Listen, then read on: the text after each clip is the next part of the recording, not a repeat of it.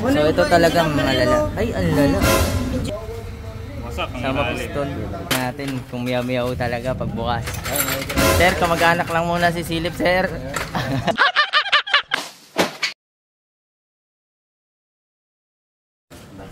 Bakit? Ano nangyari dito? Ay, oo. Basag, pre.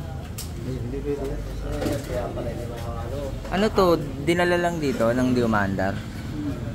Kaya pala hindi na umandar. Nabaha to. Tapos di na umandar. Hydrolock mo. Tapos hydrolock, tapos bumigay na ang pyesa. Bumigay yung pyesa. Sobrang lakas ng pressure nung sa tubig. Anong plano rito, boss? Tuloy-tuloy na to. Bababa na natin to. Makina na to. Bibiyak eh. Wala, papunta na tong ginagawa namin. Nandun na yun. Diretso. Biyak na ang makina. Papalitan po yung ano, itong crankshell niya mismo. Kasi basag na eh. Sigunyal. Tapos yung mga parts sa loob na nabasag. Medyo malaki-laki magagastos mo dito, sir. Wasak, boss. Wasak yung isang motor doon. Ano daw nangyari? Basag na yung ano, crankshell eh, sa sigunyal. Ano tayo magagawa? Hydrolock yata yun kasi nabaha daw yun. Ano yung nag-iisip nga yan? Ba? Nabaha. Ayun.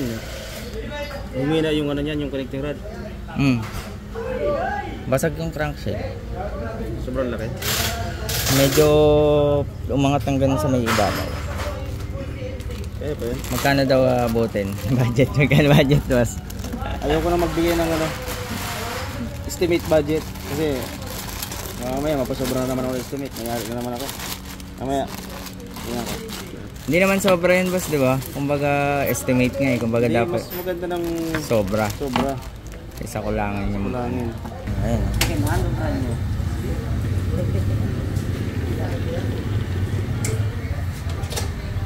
Kasi pag mga ganito naman, tapos medyo malala yung problema. Pagka kaya naman tulungan ni boss kahit pa paano na ano natin. Sa pyesa tsaka sa iba pa. So ito talagang malala. Ay, ang lala. Engine number yan oh. Yung nandito yung engine. Parehas eh. Parehas sa book eh. Barag-barag loob niyan. Malamang transmission. Masak loob niyan ba? Yan sir yung basag. Maganda. Ibig sabihin yan sir, kung nabasag yung hanggang labas, ibig sabihin basag ang loob.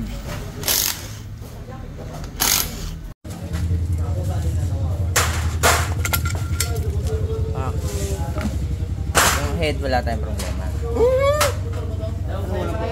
Kaya sir? Mapaka sir? Ayan boss oh. Oh boss. Kaya pa na stick wheel? Stick wheel? Stick wheel. Total connecting rod.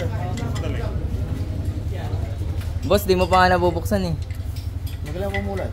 Basag na basag loob niyan boss. Pasak pati mo yun. Pati connecting rod. Connecting rod. Nawala. Connecting rod, nawala sa mapa. Ayun, gano ka? Ayun eh, kung magdikit-dikit na ito, ayop ka. Ayan, pwede pa sa kanin lamig. Dikit na lang. Kaya pa kasi ito kakaibang problema. Sumasama yung piston. Alam mo na din. Kasama piston, alam na. Kamag-anak lang. Kamag-anak lang. Trabaho tayo, Pek. Trabaho tayo, timing. Sinawalo ka to, Pek. Anak lang gagi. O yun o. Ito, kasama. Kasama na. Wasak ang Kasama ilalim. piston.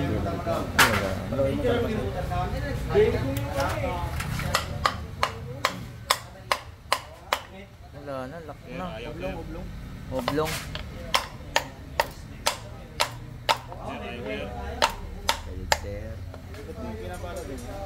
Wala na yan eh. Sira na eh. Oblong. Wala na, basag na palit.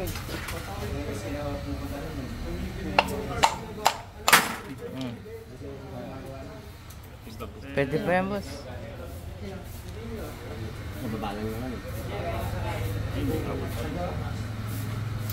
Humina yung ano, quality ng rod. Yung nabaha. O kaya, nung nabaha siya, nabalik ko na to, ano? Pwede, nung huminto na. Nabalik ko, nagkaroon na ng lamat. Nung ginamit na, Ang tuluyan. Ayoko muna mag-estimate. Ay, mag-estimate. Bakit? Kasi SWF daw tayo eh. Ano, kita na natin. Masakit eh. Mga sir, mga kamag-anak lang po muna titingin ha. Boss, sinapag-balancer, balik ko.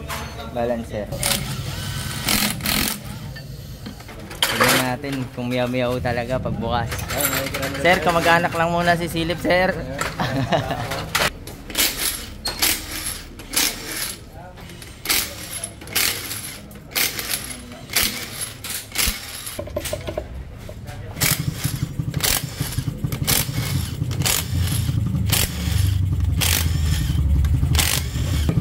Basic na lang yung pagbiyak.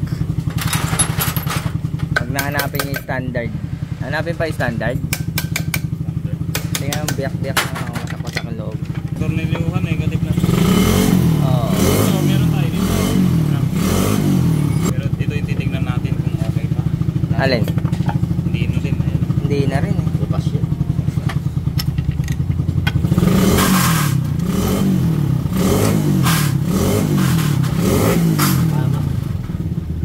Yung mga tama.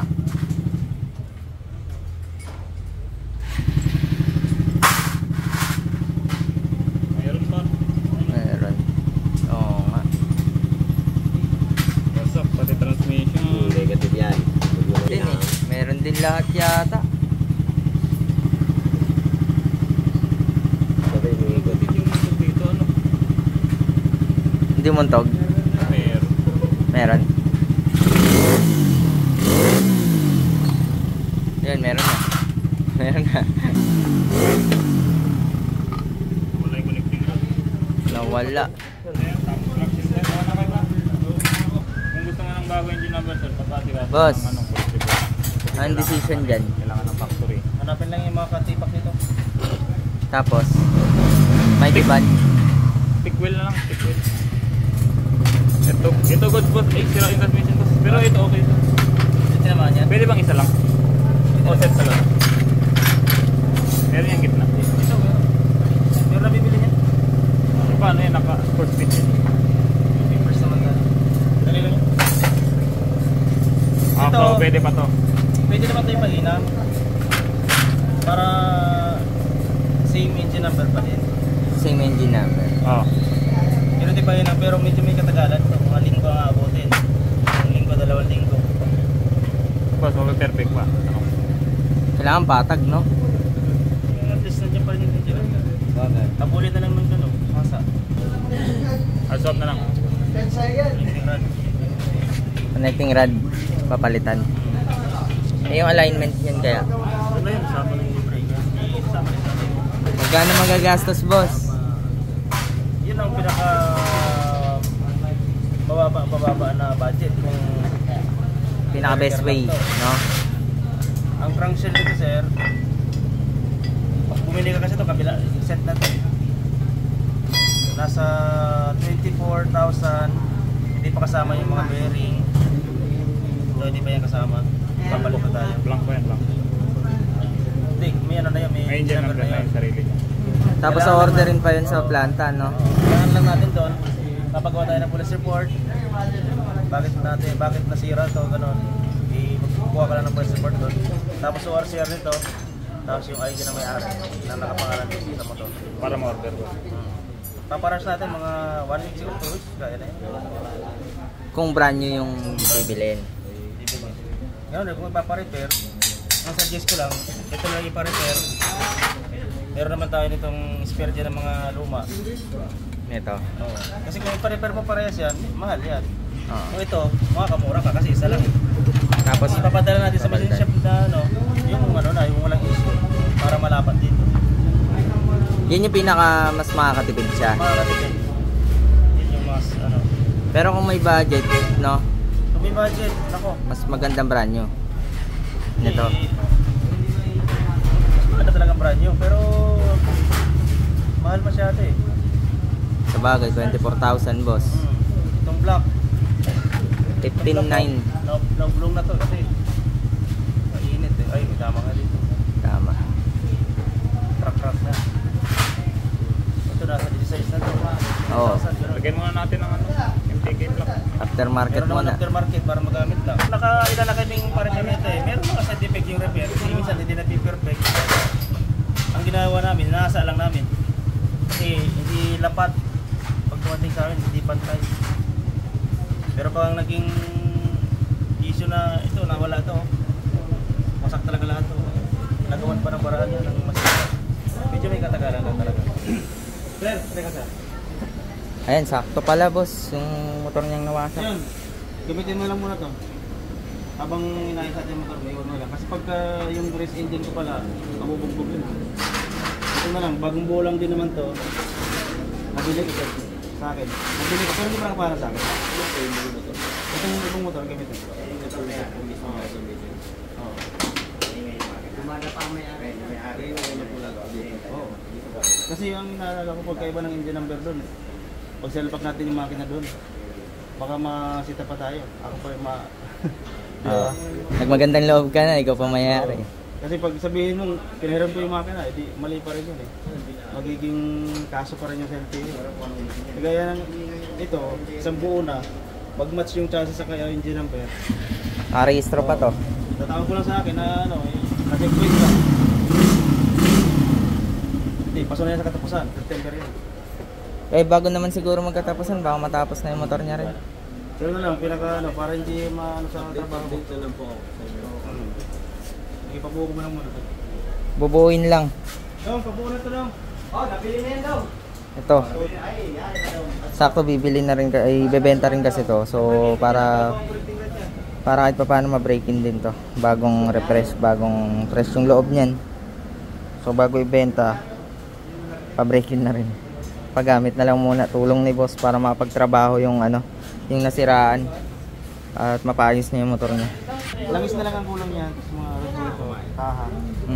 Para habang ginagawa yung motor, sakto meron ako dito yung motor na... Mga ilang araw niya kaya gagamitin yan bago mabuo, mga isang linggo rin. Kahit isang buwan, wala namang problema sa akin. Eh di ba bebenta mo rin naman yan? Ganun talaga. Pero ang kagandahan, parang na-break-in siya dahil bagong buo mo siya eh. Bagong buo yan. Oo. Bagong connecting rod din yun. Bagong connecting rod, mga bearing. Hindi fresh yung loob niyan. Yung black. Swerte na makakabili kung sakali. Kasi na-print na. So papost na lang natin kung kailan na to available para ibenta. Meron ng ano yan eh, meron ng buyer. Ay, may nauna na pala. So yun, kakilala lang, ayos. Okay lang. Iwan na pala yung motor. Kahit wala na yung iwan na yung motor. Pwede naman. Kahit 5K. Kung magkano lang natin? Kung magkano lang daw kaya mo, okay na yun.